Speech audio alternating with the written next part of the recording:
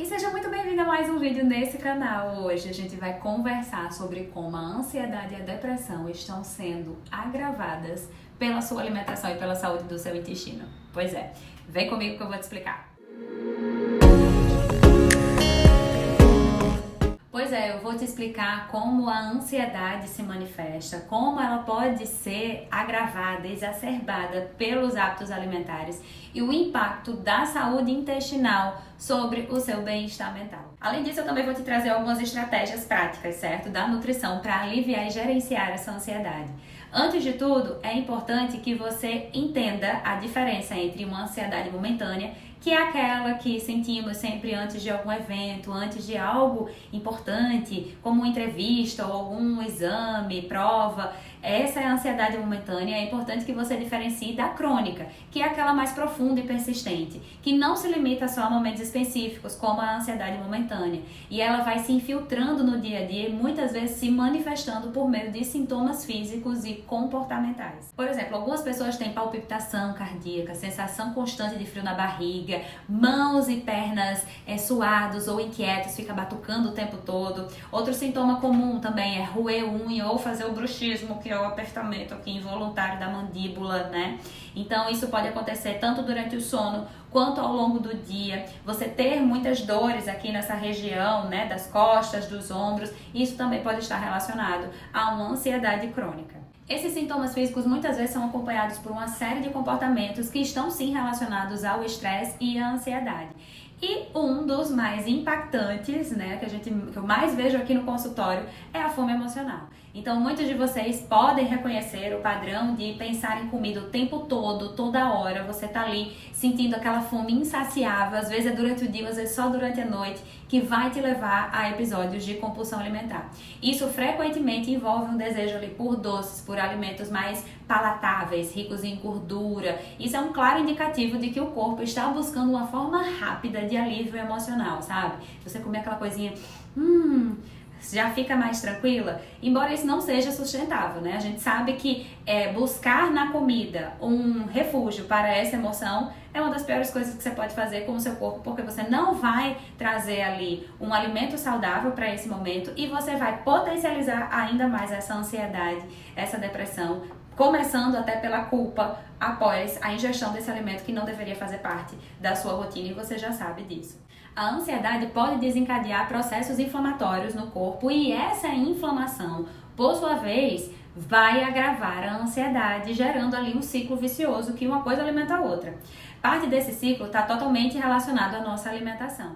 Até aí na alimentação, os alimentos ultraprocessados, ricos em açúcar, gordura, vai contribuir para essa inflamação. E também uma dieta ali pobre em nutrientes essenciais, dessa dieta mais monótona, que não tem quase uma variedade, vai fazer com que a gente aumente consideravelmente essa ansiedade e esse estresse. E aí, Mário, o que é que eu faço para quebrar esse ciclo? Então, a chave para quebrar esse ciclo pode estar no nosso intestino, que tem uma conexão muito complexa, poderosa e certeira com o cérebro.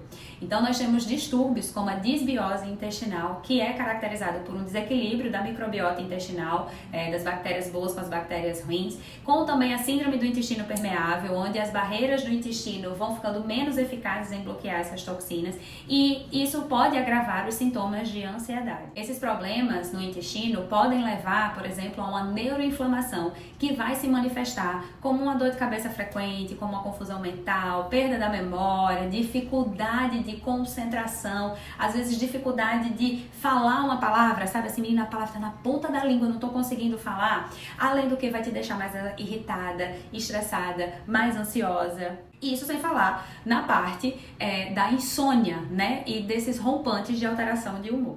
Então, como nós podemos utilizar a nutrição para melhorar a nossa saúde mental? A resposta está em escolher uma dieta que apoie você tanto na sua saúde física quanto na saúde mental. E isso vai incluir ali aumentar a ingestão de alguns alimentos ricos em vitaminas, em minerais, nos ácidos graxos, que são as gorduras boas, né? Os ácidos graxos essenciais como o ômega 3, acidez, os fitoquímicos, né, que nós encontramos em grande abundância nos vegetais, frutas, verduras, legumes, temperos naturais, a suplementação muitas vezes, né, de alguns nutrientes como a vitamina D, magnésio, complexo B também pode ajudar quando a gente não consegue comer bem. Então é importante que a nutrição, a alimentação venha principalmente através da dieta e, obviamente, quando a gente cuidar muito bem do nosso intestino. Então, como que cuida do intestino?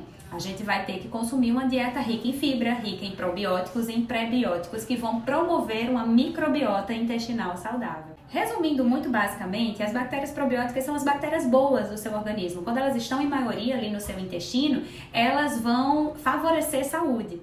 Já as bactérias patogênicas, como o próprio nome diz, vai favorecer a patologias, a doenças. Então, quando a gente tem um excesso de gordura ruim, né, aquela gordura hidrogenada, gordura trans, quando a gente tem um excesso de açúcar, de farinha branca, de aditivos químicos, corantes, saborizantes, aí a gente tem muitas vezes o aumento dessas bactérias ruins, dessas bactérias patogênicas. Já, por outro lado, quando a gente faz o inverso, quando a gente se alimenta, né, de fruta, verdura e legume na maioria, né, da nossa alimentação, quando a gente tá ali consumindo comida de verdade, que é aquela que a gente prepara, que a gente compra pronta, mas que foi preparada por alguém, não que veio ali da indústria, dentro de um pacotinho que dura ali 6 meses a às vezes 2, 3 anos, a gente vai favorecer uma microbiota mais saudável, certo? Então isso é muito importante para que o seu intestino não inflame, para que as boas bactérias aumentem e para que não sejam produzidas no seu intestino substâncias que são mais tóxicas, que são neuroinflamatórias e que vão exacerbar essa ansiedade, essa depressão, essa agitação mental, essa alteração de humor.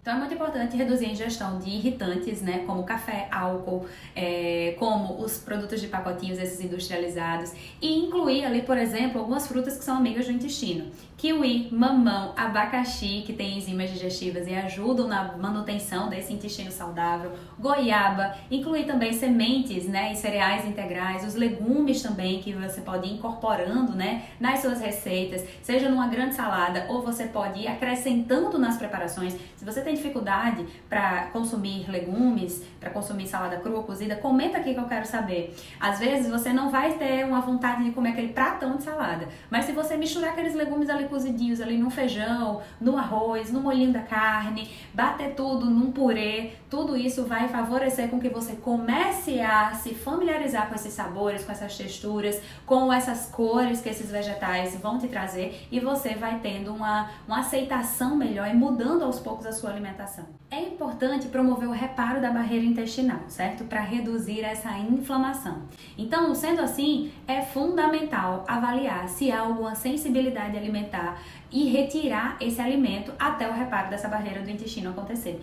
Essa sensibilidade alimentar pode ser uma intolerância, pode ser uma alergia tardia, inclusive, certo? Quando você não tem os sintomas imediatamente após o consumo, mas esses sintomas vão acontecendo ali alguns dias depois, 3, às vezes até 5 dias após o consumo desse alimento. E aí, para fazer isso de uma forma melhor, é importante você passar por uma consulta com a nutricionista para ter todas essas orientações sobre como substituir esses alimentos sem que você necessite entrar em grande restrição.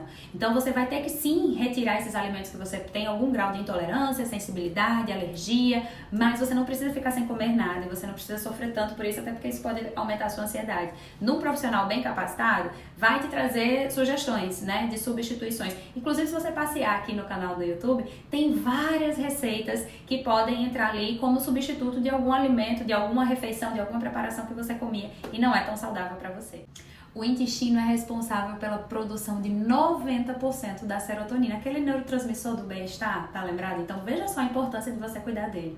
Para melhorar a ansiedade e a depressão é crucial cuidar do seu intestino e a sua alimentação é fundamental, é o pilar nessa transformação, nessa melhoria dessa ansiedade e dessa depressão. Gostou desse vídeo? Eu espero que ele tenha te ajudado. Se você ficou com dúvida, comente aqui abaixo, certo? Coloca aqui se você gostou ou não, se te ajudou ou não. Não se esqueça de clicar no gostei desse vídeo, que é muito importante para eu saber se está fazendo sentido eu trazer conteúdos como esse. Não se esqueça de me seguir lá no meu Instagram, @marianafrancanutri. Eu tô lá todos os dias. E ó, eu também tô querendo saber como é que tá a sua ansiedade. De 0 a 10. Coloca aqui nos comentários, que eu quero ver qual nível de ansiedade tem por aqui. Um beijo grande, se cuida e até o próximo vídeo.